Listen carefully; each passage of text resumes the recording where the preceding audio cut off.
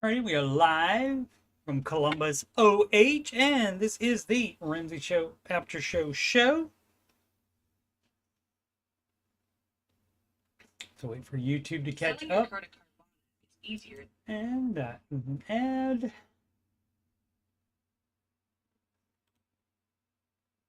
We are live from Columbus. Alright, we have sound. Sound has been achieved. Alrighty, so thanks very much for joining me. You're watching this on youtube.com/coachstevemoney. I am a Ramsey Solution Certified Financial Coach. And if you want my other financial content, you just scroll past the Oak Island playlist. There's a new episode of Curse of Oak Island tonight. I'll be recapping that after that airs. The Ramsey Show After Show playlist. Today is number 521 of those. And answering your financial questions playlist, there's 138 of those in there. So plenty of me telling you you're doing it wrong, or telling people anyway that write the questions that I answer. The music playlist has 12 Ramsey adjacent songs in there. Singing, not my regular job. But you might like the lyrics, and then you'll think about my lyrics when the regular song comes on, and that'll be fun for me if you tell me about it. You have to tell me about it, though, if that happens. Market report, and let's see, 0.17. Yeah, so overall down, but not by that much. Small cap index, 0.11% up, and so that's better than 0.10% up for sure. And so, especially with the recent days, a small change like this is way more normal. And so let's see what the rest of the planet was looking like. Everything up in Europe, everything up in Asia. And so since it's earlier there, or later, maybe that'll bode well for us for tomorrow. Let's see what the currencies are like versus the US dollar. Up against the euro, up against the Japanese yen. Down, though, to the British pound, love. Up against the Canadian dollar, sorry. And the Australian dollar said nar to the United States. Let's see. Who do we have here? Today is the 15th, so let's see what that Johnson & Johnson report was looking like. Obviously, it didn't save the market. And they've been down all day after reporting, so I'm going to assume problems. Earnings beat expectations, but the problem is if you don't also say, oh yeah, and we're also going to kick butt, we're going to do even better next quarter. And if you don't say that, then this kind of thing happens. Sometimes though, traders are nutty, just like people in general are nutty. And sometimes the earnings can beat expectations and the forecast can beat expectations, but that's still somehow still not good enough, and so people sell. I don't know what it is, other than your day trader just trying to make money off of it, thinking it, just trying to bounce out at the high, perhaps. What else do we have? Bank of America also. Let's see. Yeah, a bunch of finance people reporting. Berkshire Hathaway did recently. Was that yesterday's show? I cannot remember. I can't be counted on to remember. 24 hours ago for sure. So they're down as well. That looks basically the same. Oh, that is Johnson & Johnson. That is the same. My bad. I was going to say, that looks like Bank of America up 3.49%. All righty. And so, and that seems to be holding in the after hours trading is this gray line here. And Citi and BOA earnings. Oh, It just says earnings in the news, I guess. It doesn't say what. B of A stock traders notch record quarter as loan revenue rises. Okay. So the loan revenue rising, that's not what you really want as a Ramsey person, but people are going to borrow money, even though that's not the advice of Mr. Ramsey. It's still going to happen. And of course, also could be on mortgages for houses that they live in as well, and that is also allowed. Bank of America profit jumps 10%, but of course warns, don't know what the economy is going to do. Consumers are still solidly in the game, says with one, you got to cover your bases, I guess, as a CEO. You say, yeah, they're still solidly in the game. Oh, that's great. But also, I'm going to warn you about some crap. Or is that different? Wait, that's different people. No, that's B of A. Okay. Alrighty. That one. And who is it? Also Citigroup reported. Oh, that was this morning as well. A lot of mornings. Banks wanting to get it done, I guess, so they don't have to stay later. Actually, it's just a press release. Can probably be done automatically. So that up 1.87% today after that was announced, and then in the after hours trading, it came down. It chilled out a little bit at the end here of the day, but is holding steady in the after hours trading. Beats estimate, moves towards target as trading revenue jumps. Okay.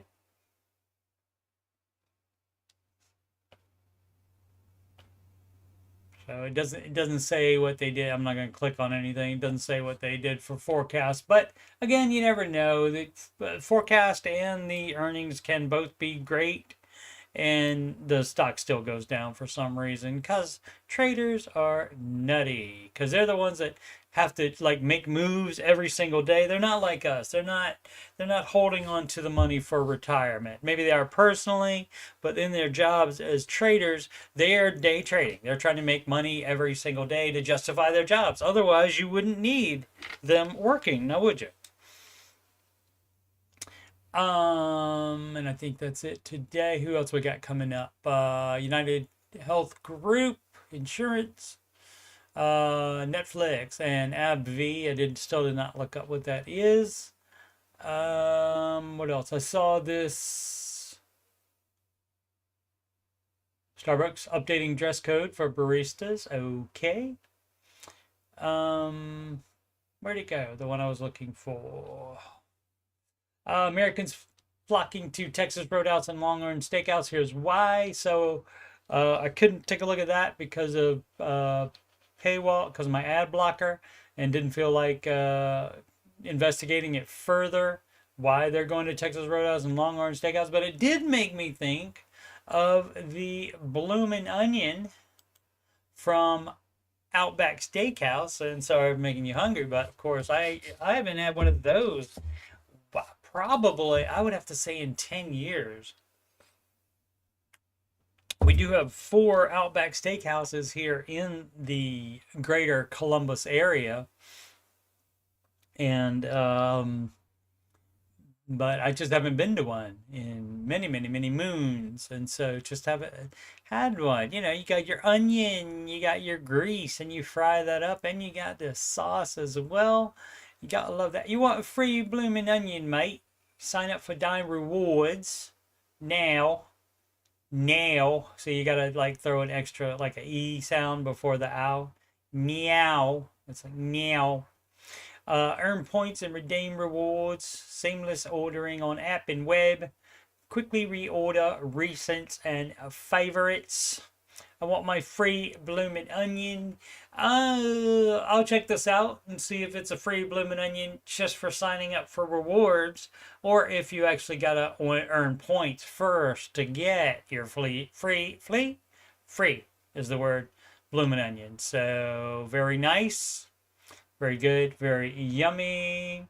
Crumbler 69 has found me somehow. AbbVie Global Pharmaceutical Company. Okay, great. Thanks. I don't have to Google it now or remember it, which is fabulous. Crumbler, did you have a different name previously? Just ask it. Just a hunch. Single stocks ruin my financial goals. Did that one already, and those are not advised by Mr. Ramsey. You're on the Dave Ramsey subreddit, and that's where we are, reddit.com/r/Dave Ramsey. And we answer these questions. But yeah, that's a NAR, as the Australians would say, on single stocks. The cell phone advice. Yep, that's what I thought, Crumbler. I'm old, but I pick up on things every so often, trends, etc. Odd application 3824 cell phone advice.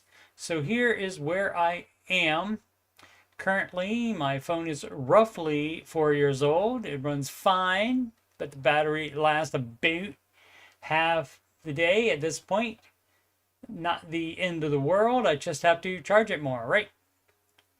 Google just came out with their, okay, and so somebody just coming out with something doesn't mean you have to buy it. Of course, get it for $90 new from Google. I'll pay cash. That's what you should do. What I'm not sure about is how to convince myself to do this, or even if I should. As a family, we just had finished baby step 3. Then we had a handful of things pop up. Car repairs, son with broken arm. That's not fun. And that's exactly why you want to have the emergency fund. So great. But so now we are building back up. Well, I know my phone is starting to die. This feels like frivolous spending. What are your thoughts? You put it off until you're done rebuilding baby step 3. That's your emergency fund. Getting a new phone that you don't have to charge more often is not an emergency, is it? Nope. So emergency fund wins on that. Gecko. All right. Advice on car lease. Again, that would be a NAR from Mr. Ramsey. No leasing or financing. Let's see. Curious how people typically handle their car leases. Oh, while doing the baby steps. You either make the decision to pay it off early. I mean, it might not be your lowest debt. Well, then you wouldn't work it. I mean, but you make the decision whether you can pay it off. So the idea is that you get rid of all of your non-mortgage debt in 3 years at most. If it's going to take you longer than that, that's when you bite the bullet and you don't throw good money after bad, and you get out of that lease and pay whatever fees you have to pay. And so that would be the time. That's if you can't get out of it in 3 years, that's when you would put serious consideration to selling any car and selling a house if you have too much house, which is likely the situation. But let's see. Next week I will be making my final payment on my student loans. Great. My only debt remaining will be a lease vehicle. Okay, if you like it and want to keep it, then you pay it off faster. You pay it off ahead of time. The lease ends in 1 year. You can pay it early. Not quite sure how to treat this lease amount because I think there's a penalty if I pay the full amount too soon. Yeah, you know why? Because they want all their interest, and so they build in the interest. They build in that dumb clause. And hey, guess what? That might be another reason that you don't do a lease or financing. How about that? So you don't have to pay all that interest. Should have thought about that before you got the lease. Anyway, and B, even if I make early payments on the lease but leave one payment remaining, the last one, if someone were to hit my car, etc., I would forfeit all that money. Yeah. So the idea is to get out of it then. Either you pay it off as soon as possible and pay the penalty. Sorry, that's stupid tax on you. That's what we call that. When your stupid decisions cost you money, Mr. Ramsey calls that stupid tax. So that is how that works, and that's how you would do that. And shouldn't have leased it anyway, so the way to fix it is to get rid of it. Pay it off, sell it, pay the difference off plus the penalty, or you pay it off earlier and pay the penalty and then be out of debt. And then you can start on step 3. How about that? And if you're like a lot of people, if you have more than $1,000 in savings right now, you're doing it wrong. You should apply that to the car as well. Should only have $1,000. See, it says it in the baby steps, and it's not a thing where you look at it and you say, oh, let's see. Oh, I already got $1,000. Let's see. I do have debt, so I got to pay that off. I'll be doing that. Okay, I'll do that. Baby step 3, 3 to 6 months of expenses. Oh, I already have that, so that's fine. Oh, I'm already investing. That's fine. No, it's not. You're not. You don't do baby step 3 and 4 before you finish step 2. So you would pay off all your debt with that money, and you would stop investing until all of your non-mortgage debt was paid off. And only then, baby steps 1, 2, and 3 in that order, but one at a time. You do not move ahead. You do not even think about higher steps and baby steps 1, 2, and 3. Once baby step 3 is done, then that's when you start investing, and that's when the person from below, who was it, odd application with the cell phone, that's when you can cash flow theoretically cash flow it, since it's only $90. And you won't have any more payments due, and will already have the emergency fund full again, then you can do that. And buy that cell phone. Let's see. Portfolio rebalance feedback. My pal Sid the Kid actually called Mr. Ramsey about this, I think. Let's see. Okay. If you woke up in my shoes, how would you rebalance this portfolio? I'm with Fidelity 39 and want to put in another 20 years. Okay. So working till 59. Okay. Approved. Currently invest 15% in high income earner. Great. Dodge and okay. We would not do single stocks. There'd be no single stocks. So you would do that. Yeah, index fund, losing money on index funds. There's always managed funds that do beat them. And Bitcoin extended markets, that would be a no as well. So basically, you sell all of that and you do the 4-way split that Mr. Ramsey advises.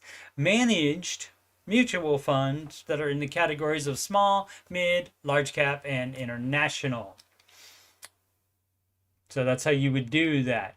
But that's not what Sid called Mr. Ramsey to ask about. She called to ask about if the balance that was existing in there, the contributions that she's putting in are the same, but eventually, because like say large cap might make more than the rest of them, eventually that would be a higher percentage of your total balance.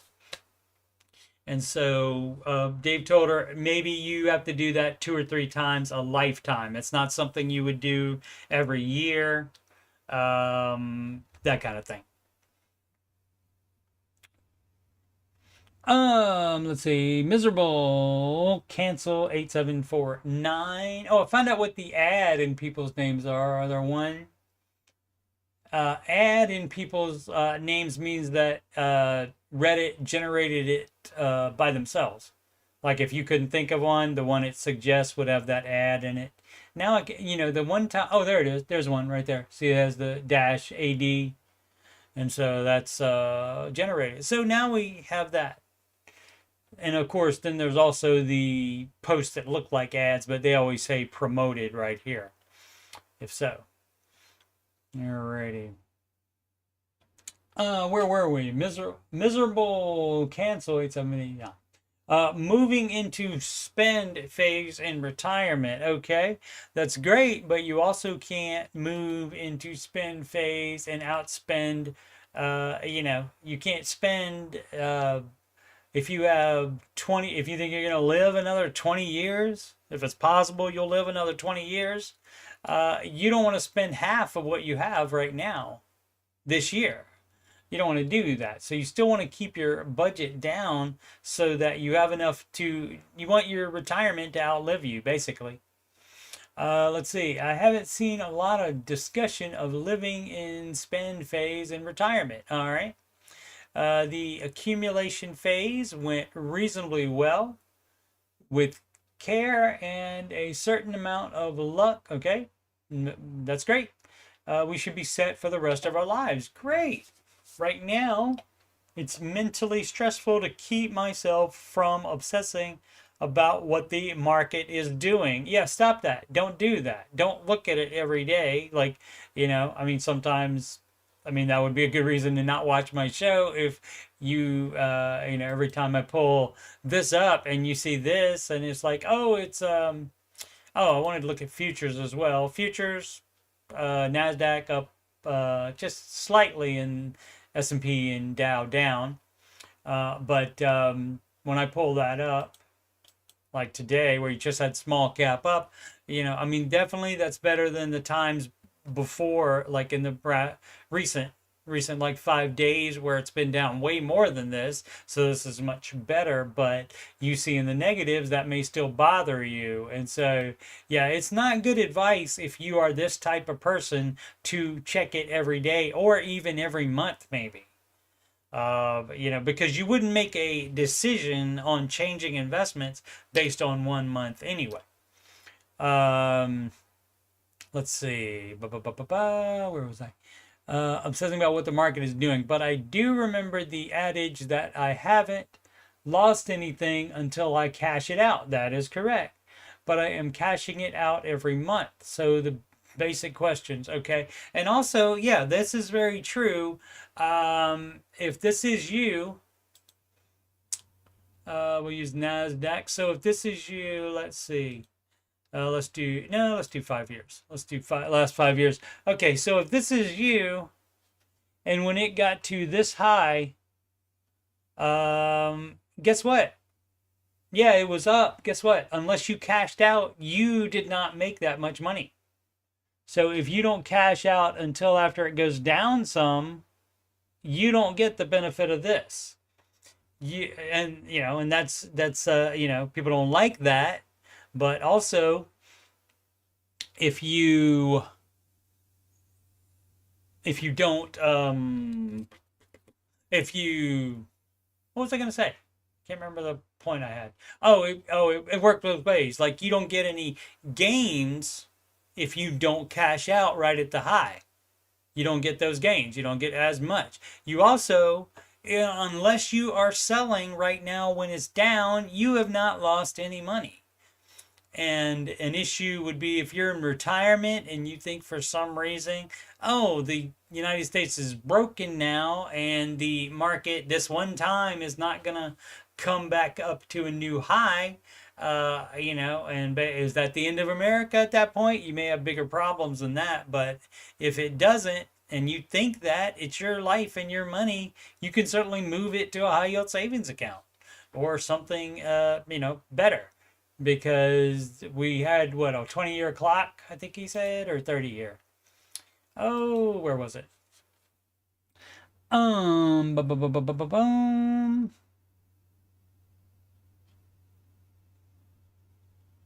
Where did he say? He did say he was going to do... Or was that the last question where he said... Yeah, that must have been the last question. My bad. I thought he would set a time before he would be retiring. I guess they're retiring now if they're withdrawing it. Okay, all right. I was thinking about the last question. My bad. Okay, so his basic questions are: when the time comes to, for example, buy the next car, where does the money come from? Well, it comes from your savings if you have any. Otherwise, it has to come from the retirement fund, right? From your retirement portfolio. It's got to come from somewhere. Do you maintain a separate bank or investment account for future car emergency fund? Yeah, you wouldn't have your emergency fund in the market anyway. So if you got your emergency fund in the market, you're doing it wrong. Or does it all roll from retirement funds? If you don't have other savings, I mean, you would, if you have like other income, maybe from a side hustle or anything else, if you have other income coming in, then that would be what you would use. Also, you don't need an expensive car. You need to get from A to B. And so you need to just chill on that.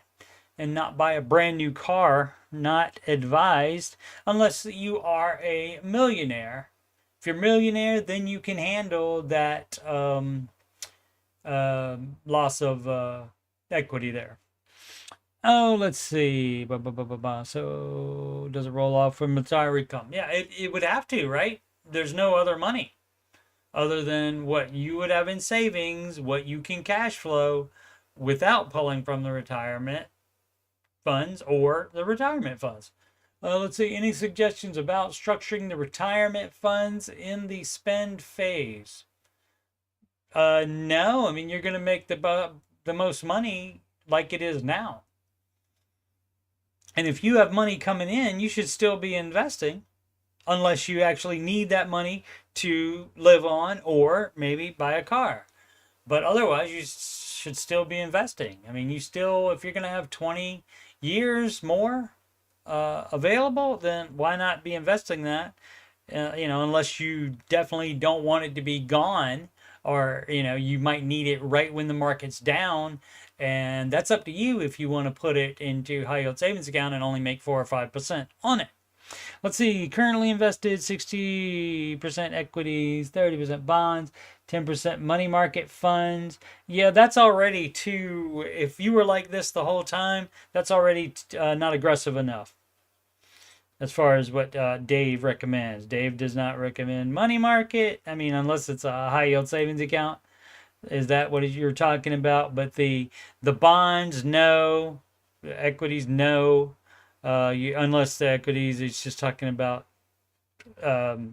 funds. I guess he could be. But so this is doing it wrong, and this is already conservative. And so if you want to get conservative when you're entering retirement or you're about to, and of course you are worried about the market and think it will not go back to a new high before I will need the money, then that's when you might want to put it all in the high yield savings account. It's coming from the money market fund. Scheduled withdrawals coming from the money market fund. Yeah, I would use that first, because that's probably making the least amount of money. So yeah, I would wipe that out first. Every 6 months, my plan is to rebalance to maintain roughly that distribution. Okay, I mean, I guess you could, because eventually, I guess you might outspend the money market fund, unless you're keeping your expenses way low. Oh, I'm not sitting around the house being a couch potato. I'm getting more involved in the church, especially in foreign mission projects. Great. I have plenty of ideas for home projects, some of which I can do, some of that require professional help. They will come about as funding is available, right? And that's it too. You are limited to the amount of your income, which in this case, the bulk of it seems like it's going to be from your retirement account. So you have to plan it out. You have to make sure that you will have enough until you are no longer breathing.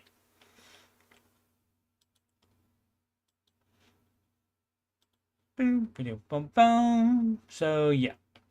yeah, I mean, it's fine to spend if you have it, but you need to make sure you have enough to last your entire retirement until you are no longer on the earth. You're in the earth instead, I guess. This is 80 Era 1. Medical bills piling up. Have a total of $6,000 in medical debt. I also have an $8,000 emergency fund. Hey, great. Guess what's going to happen to all but $2,000 of that emergency fund? That's going to go to the medical debt. Because you're doing it wrong. You should only have $1,000 emergency fund while you have non-mortgage debt. And hey, guess what? Medical debt is non-mortgage debt. Once I start receiving the bills, I'll call them and ask for a discount if I can pay in full. Absolutely do that, because a lot of them will give you that. I've already been able to negotiate a bill from $416 down to $333. Great. I used part of my savings to pay that. All right, let's work on English. However, I don't want to use my savings to pay off the other debt. Tough crap. That's the Ramsey advice. You're on the Dave Ramsey subreddit. What are you looking for here? I mean, you get to do whatever you want to do with your money and your life for sure, but on the Dave Ramsey subreddit. And so, how many comments? 15 comments. You shouldn't be surprised if most of them are saying, hey, got a great idea. How about you do the baby steps? And it doesn't say to save $8,000 as a starter emergency fund, it says 1,000. So, you're doing it wrong, medical bill piling up lady. I've already used one of my credit cards, a United Chase card, to pay for an ER visit to that cost $1,600. Okay, well, so what we're gonna do is a thing. What we do here is a thing called the baby steps. And baby step 0, which granted is not on here, it's not on here either, but it is talked about. And if you watch enough, you would eventually figure it out. Or if you get the Total Money Makeover book. But basically, baby step 0, part of it, it's got a bunch of components, but part of it is where you decide you're going to pay off your dumb ass debt and you're not going to take on any more. Granted, you have to get medical things done for sure, but you don't debt leverage to have a higher savings account. That's a NAR from Mr. Ramsey. He's the no debt guy, in case you didn't know, and that includes no debt leverage, which means you don't get to have a higher, if you're going to follow his plan, you don't get to have more than $1,000 starter emergency fund. You use that to pay off your debt. And so, yeah, but a lot of people do that. That's very common, where people will keep debt around, like Dave Ramsey says, like a pet, while they still have debt. I mean, while they still have a big savings amount. And as always, screw up. See the chat. Okay. Let's see where we okay. Oh, and also that means not using your dumb credit cards. You shouldn't even be having it at this point. So you're either gonna follow Dave's advice, and if you're not gonna follow Dave's advice, good luck to you. I don't have any advice to you except follow Dave's advice. Do the baby steps. I'm expecting more bills to come, totaling around $4,500. This is why we get out of debt. This is why we don't use credit cards. You're being dumb. My question is, should I apply for a company call care credit or not? No. You don't fix a debt problem by getting more debt. That's bull crap. That's so dumb, lady. Or, I think a lady. Or man, men's make bad decisions like that as well. You don't fix it with more debt. You just delay the point where, they won't give me any more credit. So I can't fix it with more debt. And then that's when, it's way worse at that point. Dope and pretty. All right. Reminds me of back of my neck getting dark and pretty. That's from, what is the name of that song? I can't remember. 60s. Baby step 2. So close. I've paid off almost $3,100 in credit card debt in 5 months. Great. I'm so close to being free of this bad debt. Great. Thinking about once I hit $1,200 to $1,300 left, I can pay it all with my emergency fund. And that's a NAR from Mr. Ramsey. So you see this where it says baby step 1, save $1,000 as fast as possible. You do not later then apply that to debt. The best case scenario is you never have to touch that money. Like the last people or two questions ago, the people had to use some of their baby step 3, their full emergency fund, to pay for some medical things. Car repairs as well, so they had to use that. But the best case scenario is you never touch this $1,000 or the 3 to 6 months expenses. That means your life has been going great and you have no emergencies ever that you can't cash flow. Oh, let's see. So that's a no. The problem with the baby steps. Actually, it's not a problem with the baby steps. Baby steps are fine the way they are. The problem is with people. They can't just sit at home and think about this stuff and not try to improve the baby steps. which that's not going to be possible to do. People have tried for 30 years. Hasn't happened. So what you got to do is follow the baby steps. That's a gamble, though. That's right. What if you have an emergency? Let's see. Is having debt an emergency? Well, it wasn't when you took it out. Otherwise, you wouldn't have taken it out, right? So, yeah, that's not an emergency. So that's a NAR for Mr. Ramsey on that, for me as well. I do have about $17,000 in student loan debt that I plan to tackle. Maybe not as aggressively. You should. That would be you doing it wrong too. And interesting, because you have a baby step 2 so close thing title here. And so what's your problem? Why wouldn't you tackle that as aggressively? Because it's more. If anything, you should tackle it more aggressively. That means cut more spending, work more, work overtime if you can, work side hustle, whatever you can do to get that student loan debt gone. And hopefully that $17,000 in student loan debt, hopefully that made you some money in your current profession. But $17,000 doesn't seem like that much to pay for a 4-year degree, so I'm guessing not. Are we? My priority after credit card debt is getting my emergency fund beefed up. That's a no as well. No. No, no, no, no. What don't you understand about you doing it wrong? I mean, I don't know how you can look at this list and say, oh, yeah, that's what I should do, the thing you're thinking of. I'm so close I can almost taste it. Never did I think I could do this. Is taken, and also very happy with herself or himself about this. Tax money and profit share, but all in the hope of never having to do this again. Any advice is welcome, thank you. My advice would be quit doing your dumb crap that got you into this trouble in the first place and follow the baby steps would be my advice. So, and you're all happy about it, and you shouldn't be because you're doing it wrong. You do not keep student loans around. It doesn't say on baby step 2, it doesn't say pay off all your non-mortgage debt, all your consumer debt. It doesn't say pay off all your consumer debt unless you don't feel like doing your student loans and want to jump to baby step 3 first. It does not say that on there, so why would you assume that that's the thing you should do? You just want to do that because you think it would be better or think you'll sleep better at night. You're not supposed to sleep well at night when you are in baby steps 1, 2, or 3. So that's that. Do Froyo 7119. Baby step 2 paid off $12K in credit card debt. Fabulous. Towards the end of last year, I found Dave Ramsey. Yep, a lot of people find him by typing in pay off debt.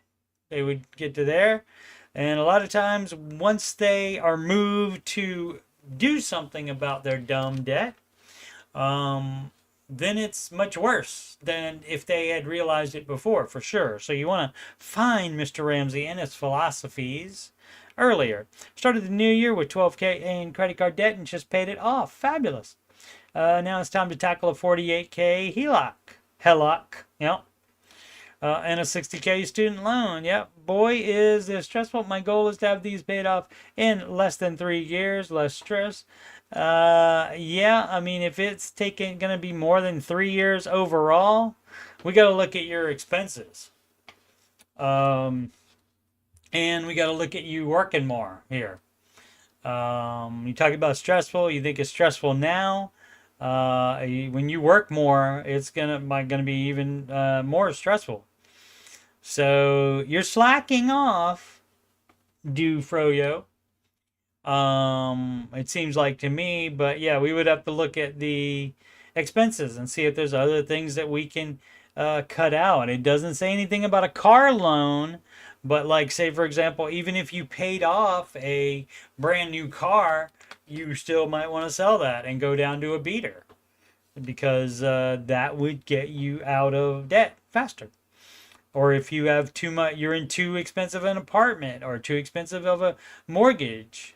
You have, oh, it has a HELOC, so probably mortgage, unless it's, yeah, I guess it would have to be because you wouldn't be able to sell it without paying off that HELOC. So still in the house. And so if that house is too expensive, might be time to move down in housing as well. So we'd have to look extra on this person, because if it's, I mean, if it's going to be less than 3 years, but she already started at the end of last year, that's going to be over 3 years. So, you know, it's right on the edge there, but still, that's a long time when you can fix it much quicker by sacrificing perhaps the very nice house that you had to take a HELOC on, and for what? Other debt? So dumb as crap. HELOCs are not, again, that's trying to fix debt with more debt. That doesn't work. 80 era 1 medical bills payments. All right. I have a question for those who make partial payments on their monthly medical bills. All right. I got a friend that he would call and make payments over the phone on his credit card, the lowest one, 2-3 times a week, so that it would just be done. And so he definitely didn't spend the money. If the billing office doesn't accept your payments because they want more, but you still send what you can afford, well, where do you keep your savings or emergency fund to avoid the billing office asking you your bank to freeze or garnish it? I've heard that some people pay what they can afford even if the billing office says it's not an acceptable payment. Yeah, because that shows that you're trying to pay it. And so if you're sending them something, and you're not always, I mean, if it's a year of sending half of what you, the minimum payment amount, if it's like a year of that, then there, you know, it could still probably go into collections. But if it's only for a couple months that you're paying less, and the best thing to do is call them and let them know ahead of time, this is all I can send.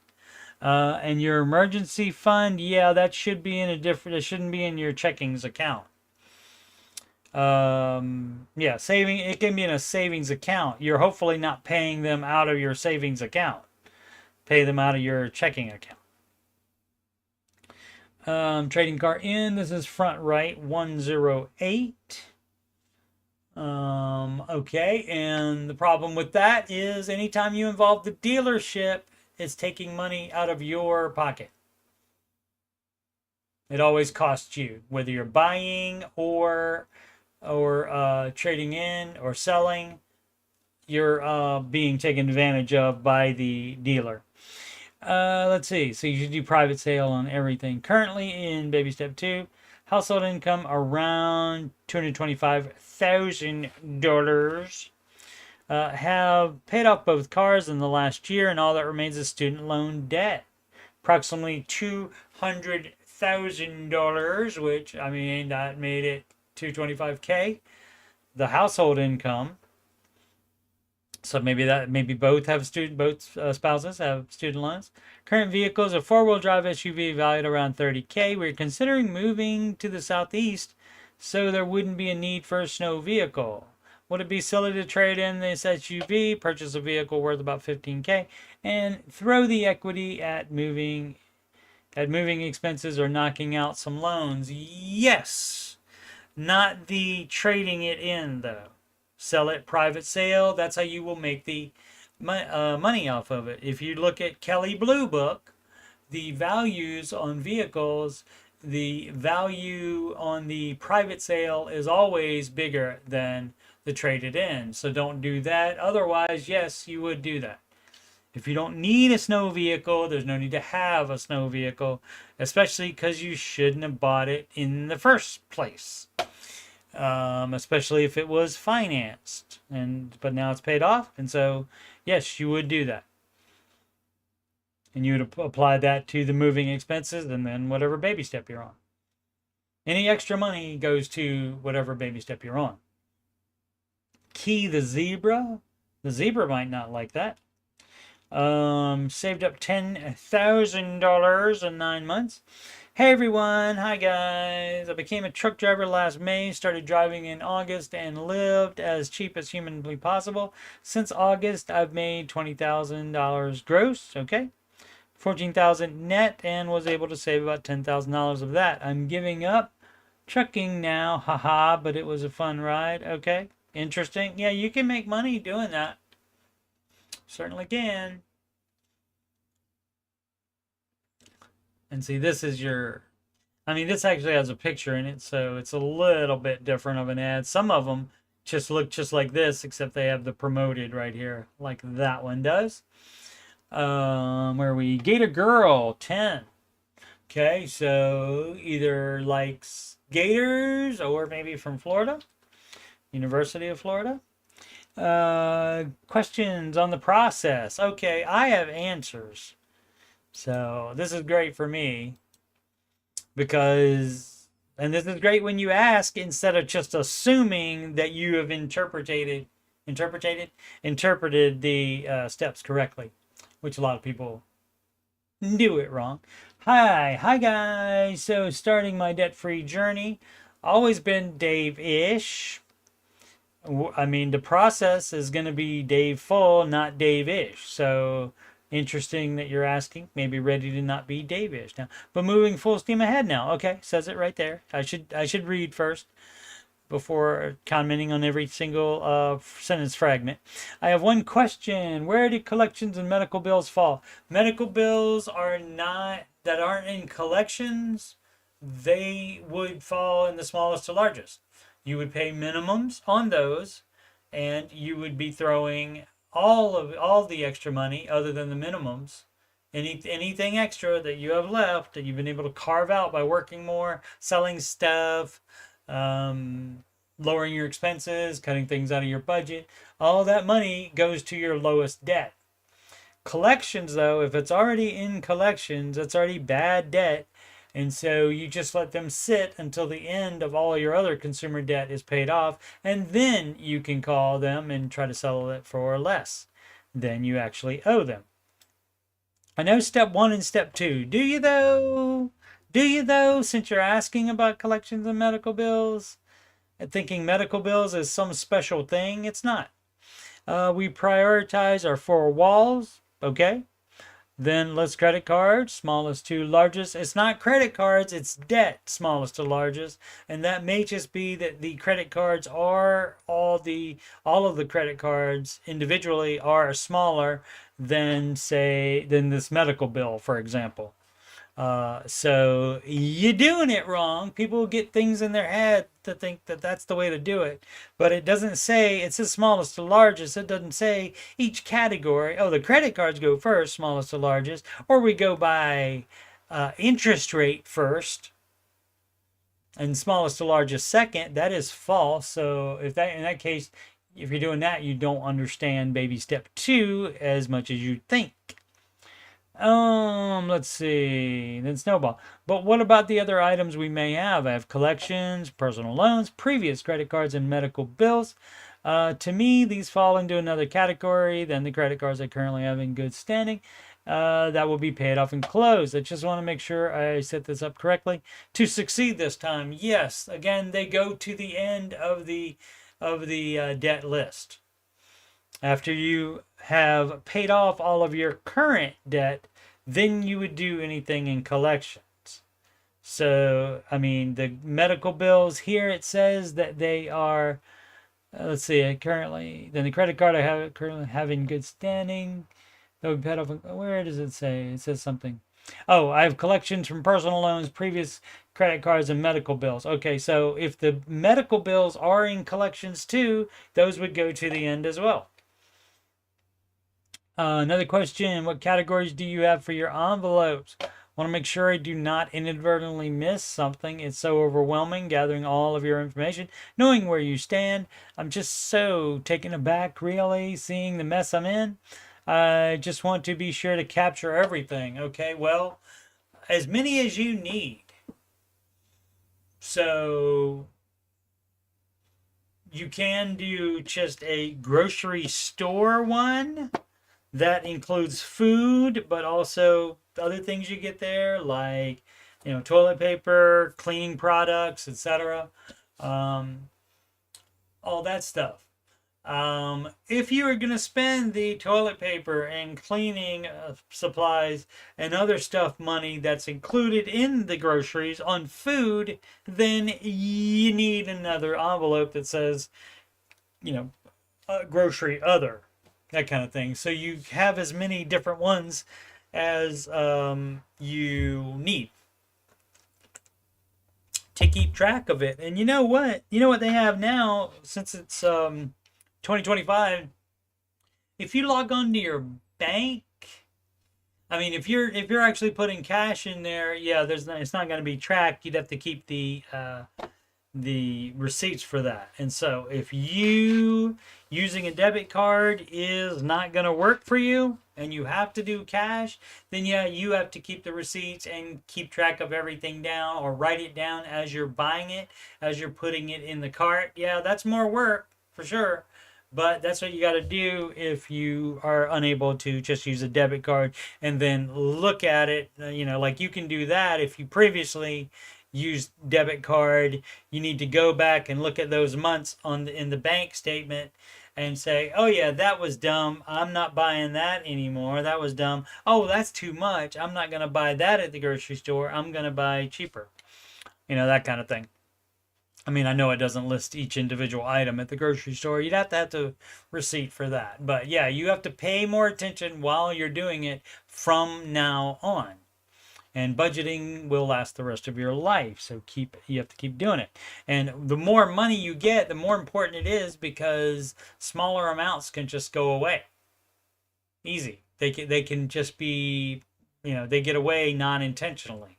Like, oh, I didn't mean to spend money on that, but it doesn't matter that much because you make a lot of money. And so that's why you need to be even more vigilant when you make a lot of money. Please feel free to leave any advice you wish you would have received when you began. Only what I've said. It seems like this person has a decent hold on the advice, except for the collections, debt, and medical is not a separate category. If that's in collections too, that would also go at the end of the debt list after the current debt is all paid off.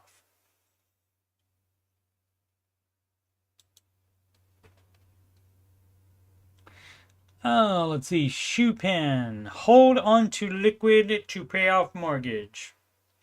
All right. Liquid hot magma. In lieu, who's it? Yeah, shoe pen. In lieu of dumping large extra payments toward principal, anyone let their extra savings accrue in a high yield savings account, 4% return, until they have enough to pay house in lump sum. I'm aware we would not get full savings on interest in doing so. Yeah, but I've heard some make a great point that keeping your extra savings, that's to be allocated to paying off in lump sum. Liquid, it gives you options in case life throws you a curveball. What are your thoughts on this approach? That is debt leverage. You're debt leveraging your mortgage to have extra savings, so that's a NAR. You can do that dumb crap after your mortgage is paid off. We currently have $250 to go, and I have $60K. I could put in a house right now, or keep it liquid. Yeah. So you see the way you do it, and depending on when you bought your house, it's charging 4% interest, maybe even. But even if it weren't, even if it was, say, like 2% interest on the mortgage, and it's 4% return in the high yield savings account, we're still not doing that debt leverage. So, but here of more recent house buying in the past several years, your mortgage is going to be 4% or more. So maybe even way more. So you're not even making sense on the calculator. So this is dumb as crap. Why would you even think to do that? You're not, did you forget about the interest on the other end? Interest is being charged by the house, by the mortgage. But the same thing goes with, this would be like Well, I'm gonna put money in, instead of investing the money right away. I'm gonna put money in a high yield savings account and make 4% on that money, and then save it up to it's a large amount, and then I'll put that into the market and make 10%. That's dumb as crap. Why not make the 10% immediately? So you do not do that. You also don't save up big chunks to throw at debt. You throw it at the debt as you have it, unless it's, I mean, a car lease, you would still pay it off as soon as possible, but the car lease has the fee built in if you pay it off early. So they're on to you with the paying it off early, and they're going to get all their interest either way. But the mortgage is not like that, unless it specifically says in your mortgage agreement. Most in the United States do not have a penalty for paying it off early. And definitely check with your realtor on that. Or, hey, got a great idea, read your own mortgage and see if it says that.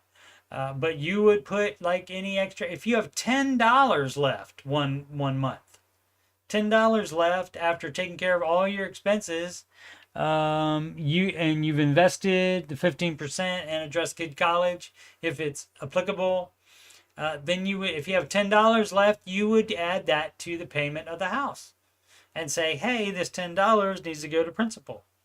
And they'll screw it up. You have to call 80 bajillion times, a lot of times. And I think the reason they screw it up is because they want to get their interest, despite it not being a car lease, in which that's very normal to do that. All right. Should I pay off student loans? Yes. 401k versus living debt-free now. No, you would not cash out the 401k to live debt-free now. If you haven't contributed it yet and you have some kind of expenses, then you might. So I'll look into both of these mañana, on tomorrow's. What is it called? Ramsey Show Aftershow show. Might eventually be the Coach Steve Money Show. We'll see. But until further notice, it's the Ramsey Show Aftershow show. And again, you're watching this on youtube.com/Coach Steve Money.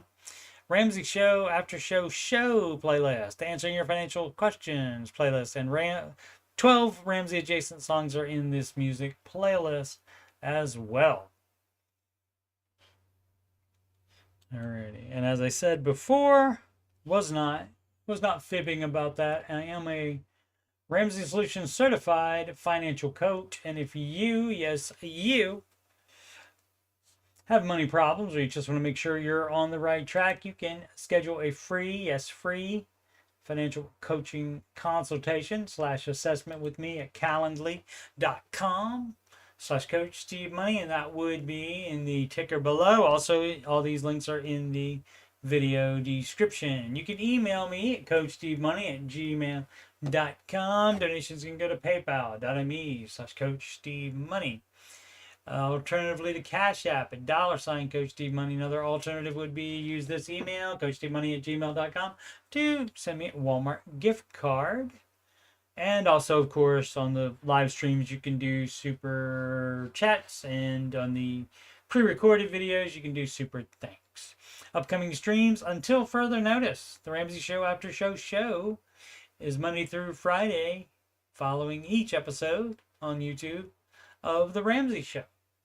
And that ends approximately 5:27 p.m. Eastern Time. And that's when I start. I will have already had that created, so it will already be posted. Just like the Ramsey Show is posted way, way, way before, early in the morning. And so you can actually go in there and chat beforehand. It's posted way earlier. And so mine, generally by about 5:15 p.m. Eastern Time, I generally have the broadcast scheduled. And so it does have it where you can actually go to the page and get on there and wait in there for me. So that's the way that works. Explaining YouTube to you, whether you wanted to know it or not. Alrighty. Again, thanks so much for watching. Please subscribe, like, and comment. And if you have done those things before, thank you so very much. Thanks so very much for watching.